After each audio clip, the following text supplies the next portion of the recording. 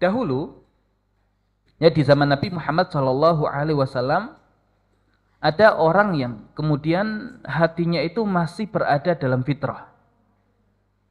Ya hatinya menolak, ya untuk kemudian menyembah dan beribadah kepada berhala-berhala atau kepada sesuatu selain Allah Subhanahu wa taala. Ya jadi dengan fitrahnya dia masih menjaga dirinya dari berbuat kesyirikan kepada Allah Subhanahu wa taala. Ya dan termasuk yang demikian adalah Nabi kita Nabi Muhammad SAW sebelum mendapatkan wahyu.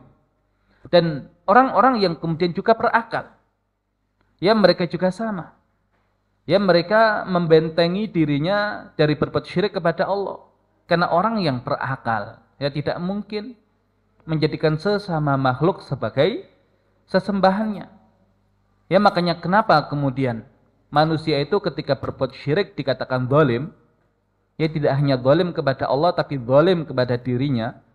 Ya kalau zalim kepada Allah jelas, karena yang menciptakan dia adalah Allah, tapi justru ketika dia diminta untuk beribadah kepada Allah, dia beribadah kepada yang lain.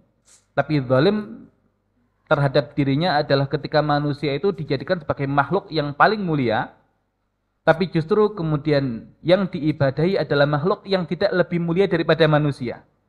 Maka manusia yang menyembah berhala, manusia yang menyembah pepohonan, manusia yang menyembah jin atau manusia menyembah batu, maka seakan dia menurunkan kemuliaannya sebagai manusia yang merupakan makhluk utama. Ya makanya orang dengan akalnya itu bisa menjaga dirinya dari perbuatan syirik.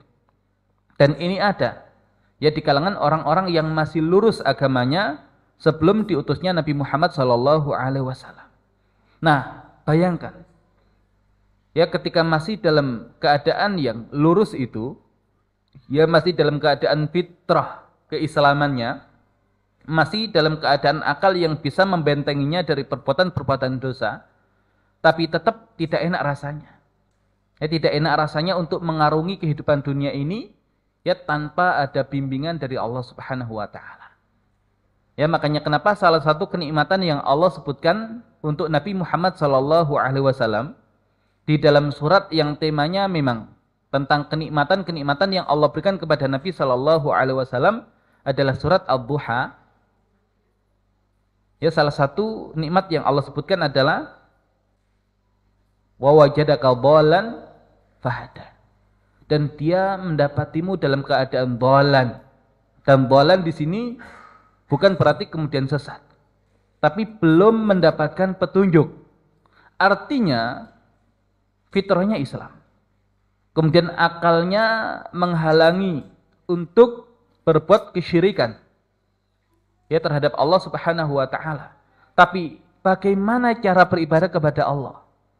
Bagaimana harus menjalin hubungan dengan Allah? Ini yang kemudian ya tidak bisa diketahui dan itu menjadi beban tersendiri bagi Nabi Muhammad SAW.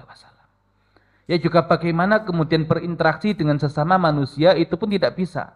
Hanya dengan menggunakan fitrah kita, ya hanya dengan menggunakan akal kita yang demikian butuh bimbingan. Ya dari Allah Subhanahu wa taala yang itu ya melalui petunjuk Allah yang diturunkan kepada Nabi terakhirnya yaitu Al-Qur'an. Nah, maka Al-Qur'an inilah yang kemudian harus kita jadikan sebagai panduan, harus kita jadikan sebagai sebuah manhaj, ya harus kita jadikan sebagai sebuah kurikulum ya dalam pendidikan. Bukan hanya pendidikan dalam skala kecil, yaitu pendidikan anak-anak ya di jenjang usia sekolah, ya tapi juga pendidikan bagi kita manusia secara umum dalam mengarungi ya kehidupan kita tidak hanya di dunia tapi juga ya alam-alam yang berikutnya.